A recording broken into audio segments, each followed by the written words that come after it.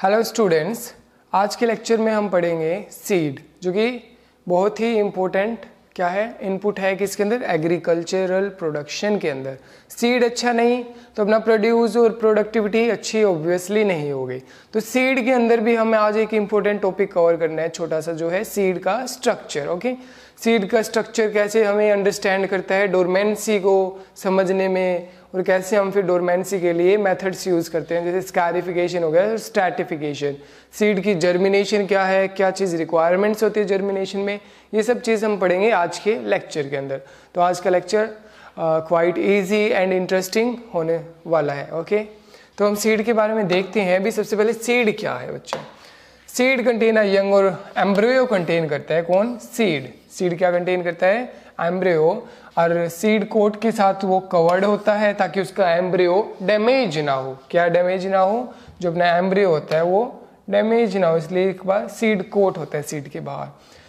उसके पास stored food भी होता है, किस फॉर्म में? एंडोस्पर्म की फॉर्म में, ताकि जो नरिश कर सके किसको? एम्ब्रियो को।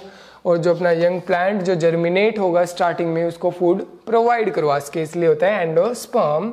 जो सीड होता है वो राइपन्ड ओव्यूल होता है। फ्रूट क्या होता है? राइपन्ड फ्रूट वो होता है ओवरी।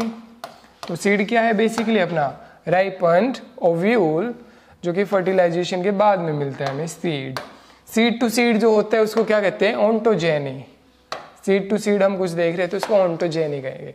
सीड का स्ट्रक्चर देखते हैं बच्चों। स्ट्रक्चर में हम एक तो एक्सटर्नल स्ट्रक्चर देखेंगे और अपना जो अंदर का एम्ब्रियो होता है उसके अंदर देखेंगे इंटरनल स्ट्रक्चर क्या है। ओके, तो एक्सटर्नल स्ट्रक्चर जब हम देख रहे हैं, सीड कोट होगा जिसको हम टेस्टा कहते हैं। ओके, और एक होता है हीलियम, एक जो स्कैर कहते हैं, हीलियम को कहते हैं स्कार। एक धब्बा सा होता है जहाँ से अपना जो प्लांट होता है डिटैच होता है, जो सीड होता है प्लांट से डिटैच होता है, उसको हीलियम कहते हैं। ओके, तो ये इंटरनल स्ट्रक्चर है। इंटरनल में हम कोटिलीडन, एपिकोटाइल और हाइपोकोटाइल, प्लूमूल और रेडिकल जो इंपॉर्टेंट है। रेडिकल क्या देगा?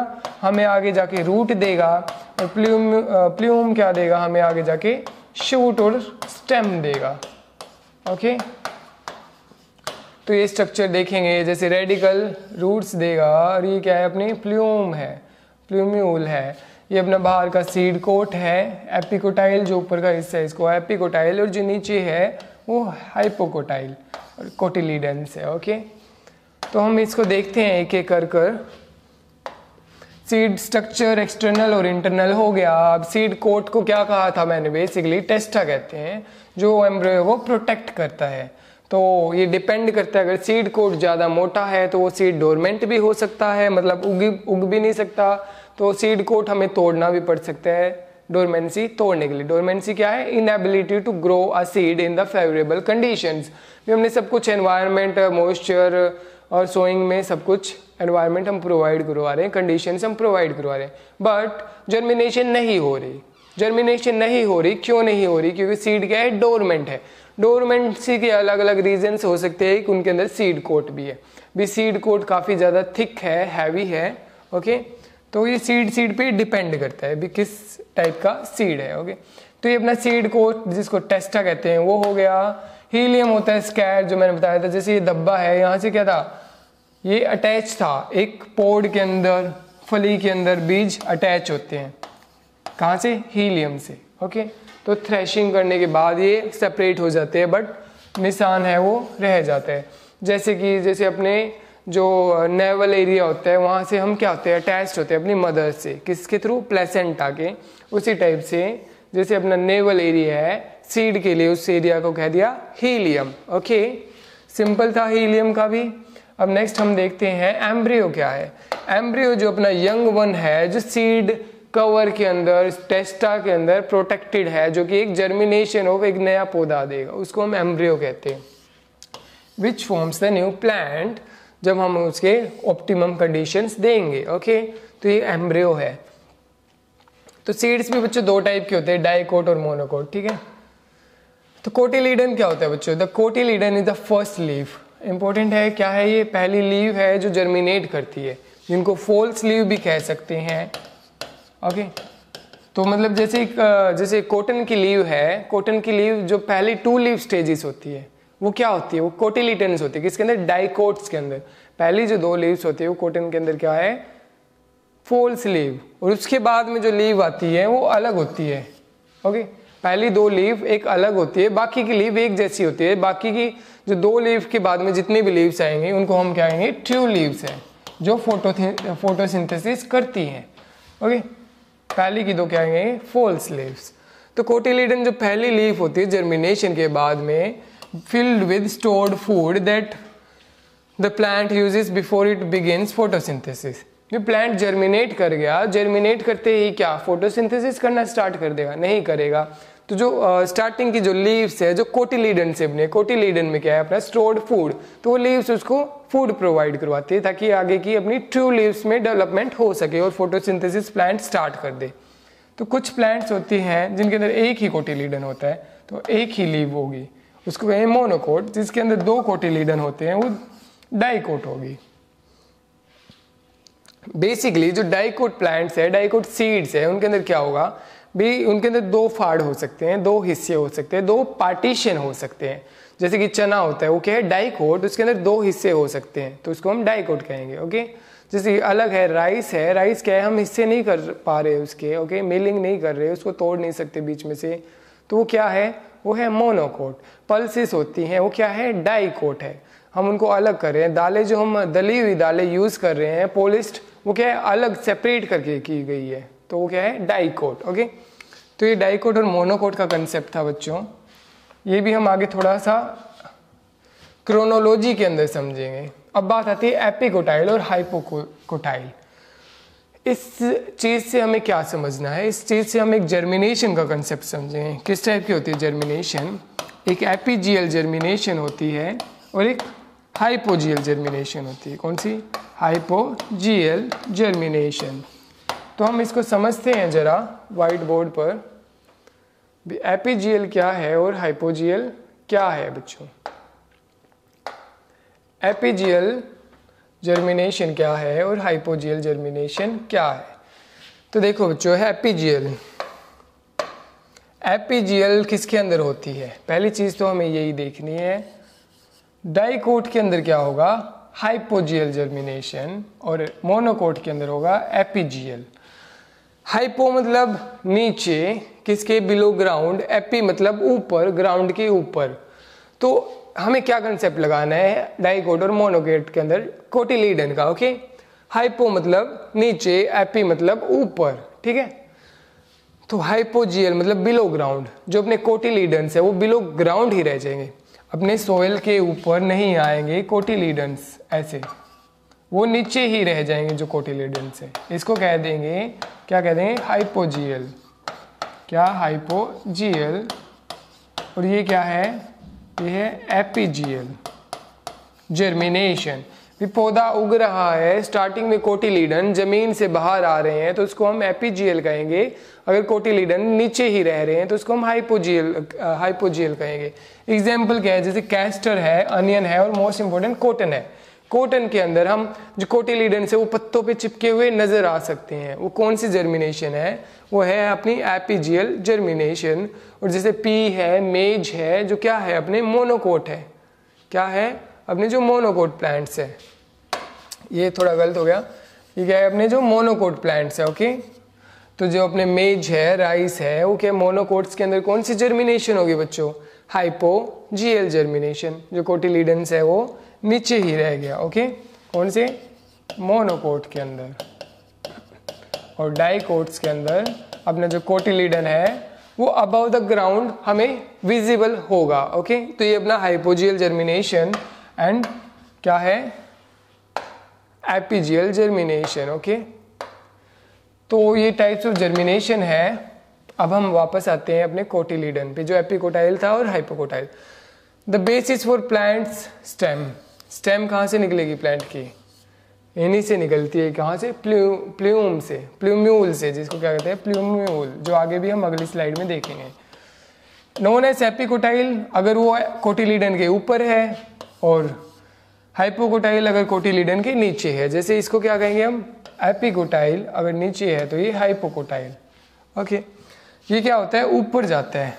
स्टेम हमेशा ऊपर जाता है। आपके साइंस में भी ये क्वेश्चन आएगा, why the stem moves towards up side and root moves towards down side. भी हम बीज को उल्टा भी लगा दे तो स्टेम ऊपर ही आएगा, क्योंकि ये कुछ ट्रोपिज्म का कंसेप्ट है। पॉजिटिवली लाइट के साथ ट्रोपिज्म है, भी लाइट की साइड ग्रोथ करेगी क्या, स्टेम, और रूट्स क्या है, सोइल के अंदर वाटर के लिए नीचे ग्रोथ करेगी। ओके, तो ये रेडिकल और प्लूम्यूल है जो कि कंसेप्ट को समझाता है ऊपर कौन जाएगा और नीचे कौन सा जाएगा। रिस्पॉन्स देती है लाइट को क्या, जो अपना प्लूम्यूल है, जो अपनी स्टेम है। प्लूम्यूल का आ गया तो प्लूम्यूल क्या है, shoot tip with a pair of miniature leaves, जो कहाँ से, जो फॉल्स लीव है जो कोटिलीडन से बनी है। ओके, कोटिलीडन्स को, ये क्या है अपनी मिनिएचर लीव्स, ये क्या है अपना आने वाला स्टेम, तो इसको क्या कहेंगे प्लूम्यूल, और जो रूट जाएगी उसको हम रेडिकल कहेंगे। ओके, ये अपना टेस्टा जो सीड कवर था जो अंदर कोटिलीडन है। ओके, अब नेक्स्ट अब बात करते हैं रेडिकल की।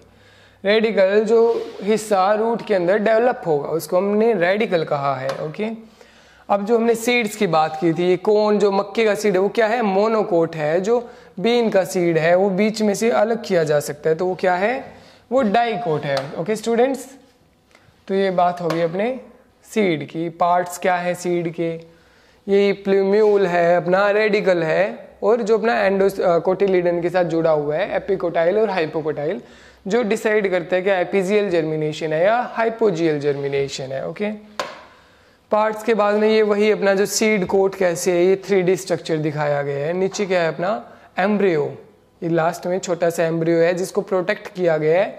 एंडोस्पर्म इसको नरिश कर रहा है, और जो बाहर का कोट जो टेस्टा है सीड कोट है वो एम्ब्रियो को प्रोटेक्ट कर रहा है। तो एम्ब्रियो के अंदर से क्या निकलता है, एक तो प्लूम्यूल और एक रेडिकल। रेडिकल देगा हमें रूट और प्लूम्यूल क्या देगा, stem, future stem. Seed dispersal, भी सीड तो हो गया, अभी सीड जैसे ह्यूमंस क्या करे, सोइंग करे, वो क्या करे सीड का डिस्पर्जल। नेचर में भी कुछ ना कुछ चीज उग जाती है, तो ह्यूमन तो नहीं उगाते, वो सीड डिस्पर्जल का कंसेप्ट है। कैसे सीड डिस्पर्स हो रहा है, reproduction in plants getting the seeds disperse, reproduction होने के बाद सीड अपने आप डिस्पर्स होता है नेचर के अंदर, किस माध्यम से, किस मीडियम से। डिफरेंट एडेप्टेशन है बच्चों जिसके थ्रू सीड जो है डिस्पर्जल होता है। ओके, डिफरेंट मेथड्स है, भी विंड के थ्रू हो सकता है, जैसे पोलिनेशन होता है ना उसी हिसाब से सीड भी डिस्पर्स होता है। ओके, विंड से, वाटर से, एनिमल से, और एक्सप्लोजन से भी। जो फूड है एक्स्ट्रा राइपन्ड हो गया वो एक्सप्लोड करता है, तो जैसे कि एक उड़ने वाला सफ़ेद जो बबूल टाइप का होता है वो क्या होता है, सीड होता है, वो हवा के साथ एक्सप्लोड करके हवा के थ्रू अपने आप को सीड का डिस्पर्जल करता है।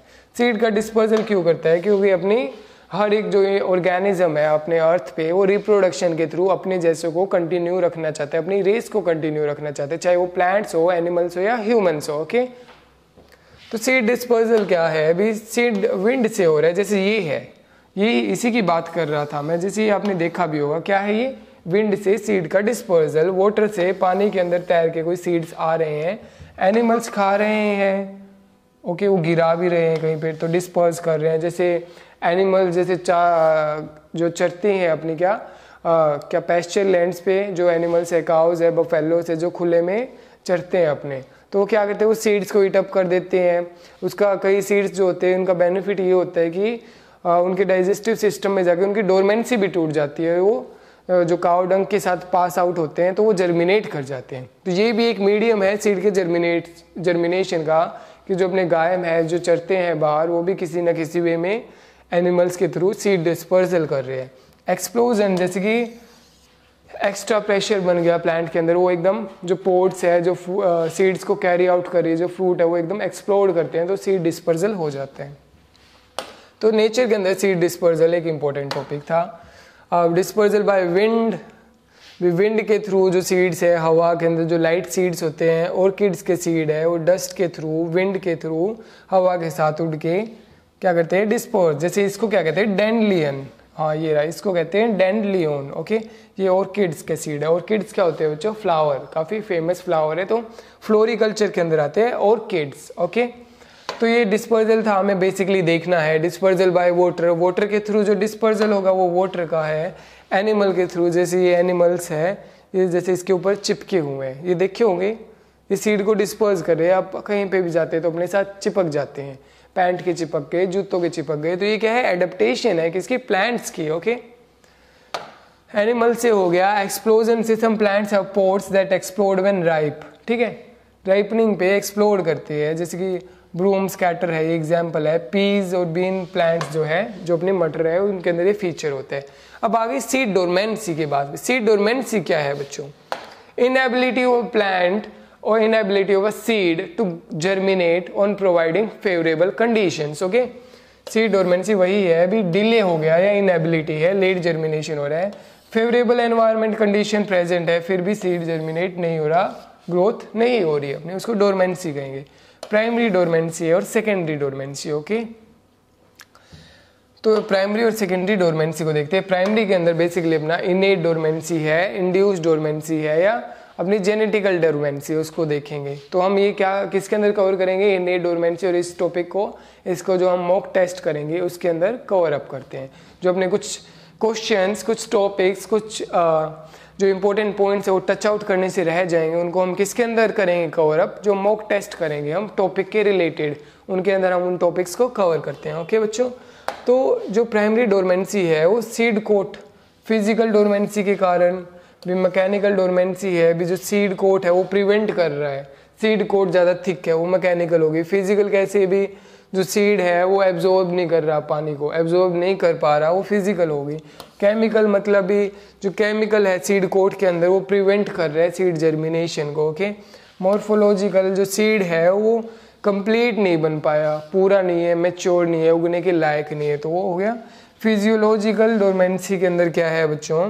बिकॉज एक फिजियोलॉजिकल कंडीशन ऐसी हो गई सीड की, एनवायरनमेंट की भी, वो मीट नहीं हो पा रही। डीप डोरमेंसी है भी, डोरमेंट है जब तक फेवरेबल कंडीशन नहीं है कि ज़्यादा गहरा हमने बिजाई कर दी, तो वो भी एक डोरमेंसी का कारण हो सकता है। डबल डोरमेंसी भी, ये ऊपर के फैक्टर्स है, ये एक या एक से ज़्यादा फैक्टर्स एक्ट कर रहे हैं किसके लिए?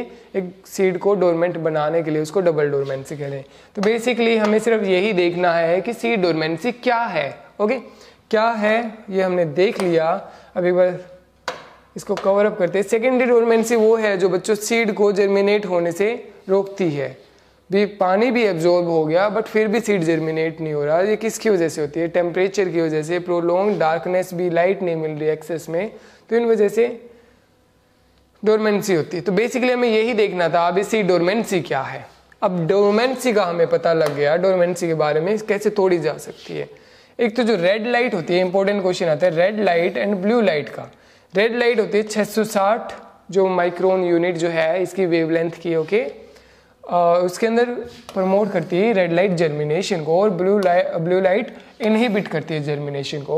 ओके, ब्लू लाइट इनहिबिट करेगी। Dormancy is basically broken by stratification और स्कैरिफिकेशन। ओके, स्ट्रैटिफिकेशन है और स्कैरिफिकेशन। स्कैरिफिकेशन भी मतलब उसको खुरच रहे हैं, स्ट्रैटिफिकेशन मतलब टेम्परेचर को मैनिपुलेट करके कुछ केमिकल्स के थ्रू उसको तोड़ा जा रहा है। तो ये भी हम टॉपिक्स काफ़ी इंपॉर्टेंट है, मॉक्स के अंदर कवर करेंगे भी। सब कुछ अगर हम स्लाइड्स के अंदर कवर कर लें तो कैचिंग पावर नहीं बनती, कुछ हम मॉक्स के अंदर भी करेंगे। ओके बच्चों, तो ये स्ट्रैटिफिकेशन एंड स्कैरिफिकेशन जो इंपॉर्टेंट मेथड है किसका?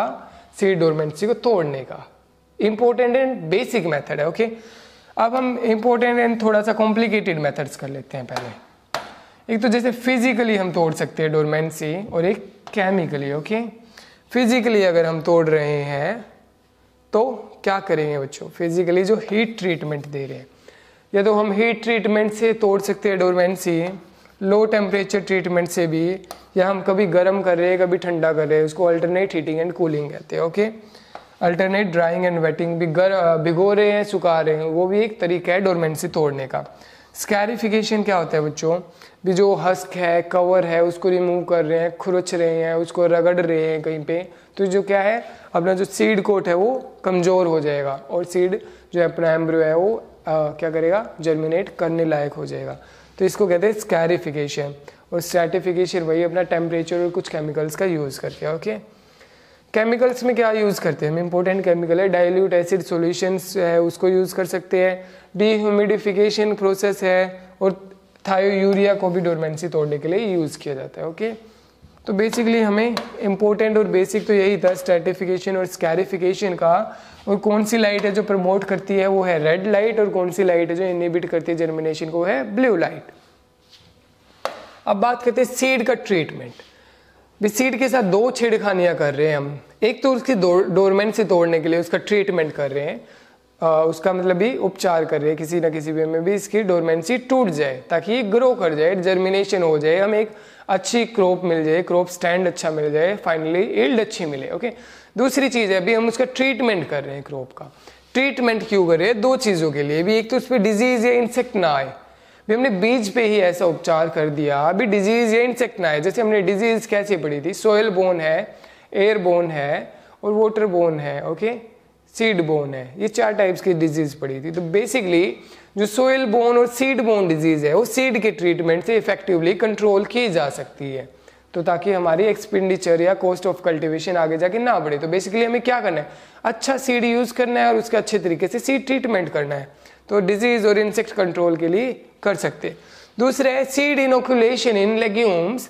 भी लेग्यूम्स मैंने बताया भी क्या करती है, बायोलॉजिकल नाइट्रोजन फिक्सेशन करती है। ओके, तो इनको नाइट्रोजन की मात्रा कम चाहिए, तो हम इसके अंदर इनोकुलेट करते हैं माइक्रो ऑर्गेनिजम्स को, माइक्रोब्स को। ओके, जैसे राइजोबियम कल्चर है, तो अलग अलग क्रॉप्स में अलग अलग कल्चर को या अलग अलग बायो फर्टिलाइजर्स हम कह सकते हैं, वो सीड के साथ हमें मिलाने पड़ते हैं। ओके, तो ये है सीड ट्रीटमेंट क्यों करते हैं, ताकि जो सीड बोन डिजीज है उनसे बचाना हो सके, इंसेक्ट पेस्ट का डैमेज ना हो। ओके, जो जर्मिनेशन को भी प्रमोट करता है, नाइट्रोजन फिक्सेशन को भी बढ़ाता है, ये जो पॉइंट हमने देखा, और इजी सोइंग को इजी करता है। ओके, सीड ट्रीटमेंट करने का भी एक तरीका होता है बच्चों। हम जो इनोकुलेंट है अपना उसको ग्लव्स पहन के, जो अपने बीज जो है उसको छाया में रख के, जो अपना इनोकुलेंट है उसको गुड़ के जैगरी सॉल्यूशन के अंदर मिला के थोड़ा पानी छिड़क के बीज को कॉन्स्टेंटली और उसको अच्छी तरह से इनोकुलेंट को मिक्स करते हैं। Okay, small quantity of inoculant, फिर उसको 24-25 घंटे उसको रख देते हैं, फिर बाद में सोइंग करते हैं। ठीक है, जैगरी का यूज इसलिए होता है ताकि जो इनोकुलेंट है, जो अपना क्या है इनोकुलेशन जिसके साथ कर रहे हैं, कोई राइजोबियम का कल्चर है, कोई और सिस्टम है, जो कोई और ट्रीटमेंट है, तो वो जैगरी के सॉल्यूशन के माध्यम से सीड के साथ चिपक जाए इजीली। ओके, तो ये अपना सीड ट्रीटमेंट है। सीड ट्रीटमेंट के बाद में सीड जर्मिनेशन देखते हैं बच्चों। सीड जर्मिनेशन क्या है, प्रोसेस जो है एक पौधा ग्रो करने की। एक पौधा जब एक सीड जो है वो ग्रो कर रहा है किसमें, पौधे में, तो सबसे इंपॉर्टेंट प्रोसेस आती है जर्मिनेशन। ठीक है, process that causes a seed to begin to grow into a new plant. Factors क्या इफेक्ट करते हैं, भी एक तो मोटर होना चाहिए, क्या वाटर, एक ऑक्सीजन है, तीसरा है अपना टेम्परेचर, और चौथा है capacity of a seed to germinate, जिसको हमने क्या कह दिया सिंपली सीड विग्योर। क्या है, seed vigour, the capacity of a seed to germinate. ये 4 फैक्टर्स है किसके, जर्मिनेशन के। ओके, सीड जर्मिनेशन के। तो एक क्या क्वेश्चन आ सकते, क्या फैक्टर है जो रिस्पॉन्सिबल नहीं होता सीड को जर्मिनेट करने के लिए, बट बाद में हमें चाहिए, तो वो है लाइट। लाइट जो है वो जर्मिनेशन के लिए रिस्पॉन्सिबल नहीं है इतनी जितने 4 फैक्टर्स है। Okay, light is not that much necessary. भी एक ऑप्शन हमें एलिमिनेट करना हो तो हम उस लाइट को करेंगे। ओके, नेक्स्ट अपना जर्मिनेशन हो गया। जर्मिनेशन के टाइप्स कौन से हो गए, हमने बात की थी हाइपोजियल और एपिजियल जर्मिनेशन। जैसे कि इसके अंदर साफ दिख रहा है, ये क्या है, हाइपोजियल जर्मिनेशन। ये हाइपोकोटाइल है, ये अपना सीड है, रेडिकल ग्रोथ हो गई नीचे, और ये यहाँ से क्या निकलेगा, अपना कोटिलीडन। और ये जो है ये कोटिलीडन बाहर आ गया। ठीक है, ये बाहर आ रहा है कोटिलीडन, तो ये कौन सी जर्मिनेशन है बच्चों, आपसे हम डिस्कस कर चुके हैं। और ये जो पहले की 2 क्या है, फॉल्स लीव्स, जो एक टाइप से क्या न्यूट्रिशन प्रोवाइड करवा रही है। ओके, अब नेक्स्ट अपने जर्मिनेशन हो चुका है, इसके बाद में बात करेंगे वाटर एंड ऑक्सीजन। जो हमने क्या बात की, वाटर है, ऑक्सीजन है, और भी काफ़ी चीज़ें हैं। ओके, तो वाटर किस लिए चाहिए, मैच्योर सीड्स को वाटर चाहिए, ऑक्सीजन भी चाहिए जर्मिनेशन के लिए, टेम्परेचर चाहिए, एंड लाइट इतनी नेसेसरी नहीं है। अब बात होती है टाइप्स ऑफ सीड्स की। टाइप्स ऑफ सीड में मोनोकोट है और डाइकोट, हम बात कर रहे थे। मोनोकोट में हम कैसे क्रोनोलॉजी को फॉलो कर सकते हैं, जो भी मोनोकोट प्लांट्स है, जैसे क्या है अपना मेज है, राइस है। ओके, डाइकोट के अंदर क्या है, जैसे कि कॉटन है और कैस्टर है, अपना कॉटन है, कैस्टर है, चिकपी है। ओके, या मोस्ट ऑफ द पल्सेस जो भी है अपनी, तो उनके अंदर क्या होगा, ब्रॉड लीव्स।